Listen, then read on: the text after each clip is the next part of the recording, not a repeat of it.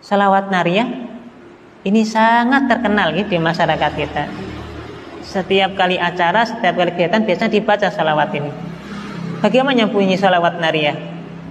Allahumma sholli sholatan kamilatan wa sallim salaman taman ala sayyidina Muhammad alladzi tanhalu bihil uqadu wa tanfariju bihil kurabu wa tuqdha bihil hawaiju wa tunalu bihi raghaibu wa husnul khawatimu wa yustasqa al-ghamamu biwajhil karim wa ala alihi wa sahbihi fi kulli lamhatin wa nafsin bi adadi kulli ma'lumin lak.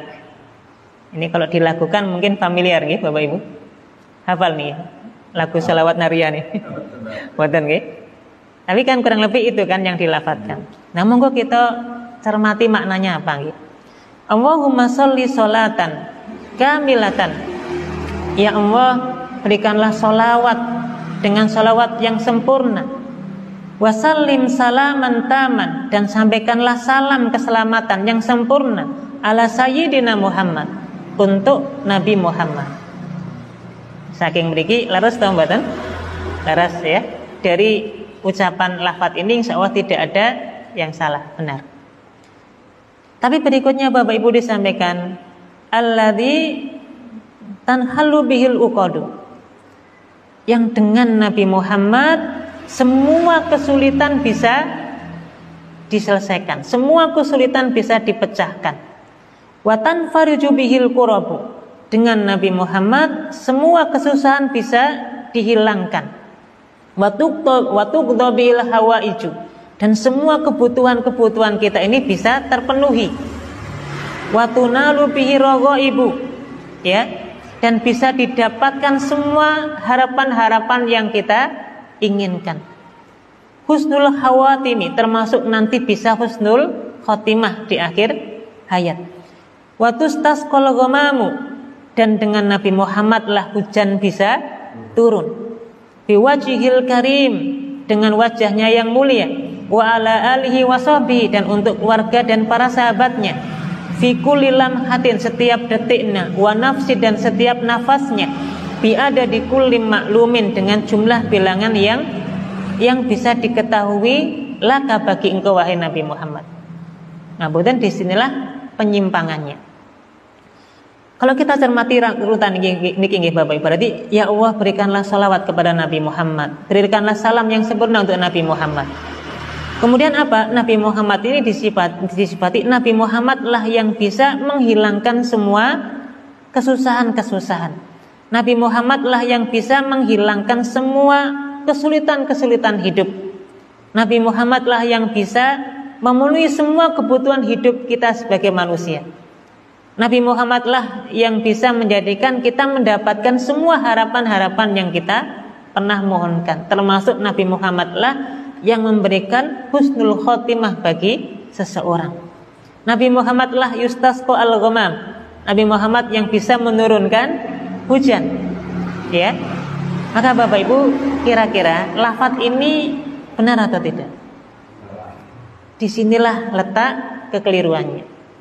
Karena menisbatkan yang bisa menghilangkan kesusahan, yang bisa menghilangkan kesulitan, yang bisa memenuhi semua kebutuhan hajat hidup kita, yang bisa mendatangkan hujan, termasuk yang bisa menunaikan harapan-harapan kita, termasuk kita bisa husnul khotimah, itu dalam sholawat ini dinisbatkan semuanya kepada Nabi Muhammad.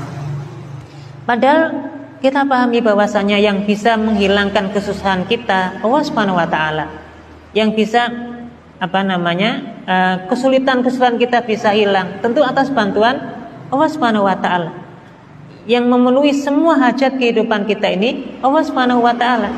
Yang menurunkan hujan Allah Subhanahu wa taala. Yang berkehendak dengan ridhonya bisa husnul khotimah di akhir hayat kita Allah Subhanahu wa taala. Namun tiba-tiba dalam salawat ini disandarkan kepada Nabi Muhammad. Padahal di dalam Al-Qur'an surat Al-An'am ayat 62 Allah Subhanahu wa taala juga menyampaikan, "Afamay yujibul muttarra idza da'ahu wa yaksifu su'a." Ya. Dan siapakah yang bisa memenuhi doa orang-orang yang membutuhkan, kemudian yang bisa menutupi semua kejelekan seorang hamba. Kemudian Allah menyampaikan dalam ayat ini, Ailahum ma'allah, apakah ada Tuhan selain Allah Subhanahu wa taala? Maknanya Allah Subhanahu wa taala membantah dahulu orang-orang kafir, orang-orang musyrik itu yang mereka menganggap bahwasanya ada Tuhan selain Allah yang bisa memberikan, mengabulkan doa. Ada orang yang ada selain Allah Subhanahu wa taala yang bisa menghilangkan semua kejelekan dan kesulitan-kesulitan tadi.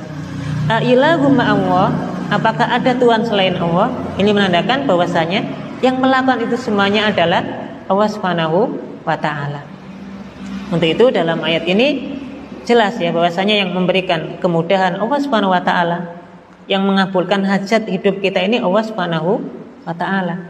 Tidak boleh kemudian dinisbatkan sampai kepada Nabi Muhammad sekalipun gitu ya. Untuk itu Bapak Ibu, nggih, salawat itu insya Allah ibadah yang luar biasa besar pahalanya. Cukuplah kita bersalawat dengan lafaz-lafaz yang Nabi ajarkan. Insya Allah cukup ya. Apalagi tadi dapat syafaatnya ya, termasuk pembuka pintu doa kita dan seterusnya. Ini tentu kalau dilakukan dengan salawat yang benar.